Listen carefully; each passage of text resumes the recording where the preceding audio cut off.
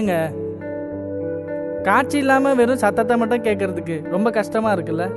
எங்களை மாதிரி இருக்கவங்களாம் வாழ்க்கை ஃபுல்லாக இப்படி தாங்க வாழ்ந்துட்டு இருக்கோம். கண்ணுன்றது கடவுள் நமக்கு கொடுத்த ஒரு மிகப்பெரிய பொக்கிஷங்க.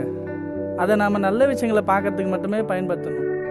நம்மளை பெத்த தாயிலிருந்து நமக்கு பிறக்க போகிற குழந்தை வரைக்கும் முதல்ல நம்ம பார்க்க உதவி பண்ணுறது இந்த கண்ணு தான். அதனால் இந்த கண்ணை நல்ல விஷயங்களை பார்க்கறதுக்கு மட்டும் பயன்படுத்துங்க. முடிஞ்சா நீங்கள் பார்த்த நல்ல விஷயங்களை மற்றவங்க பார்க்கறதுக்கும் உதவி பண்ணுங்க. நன்றி.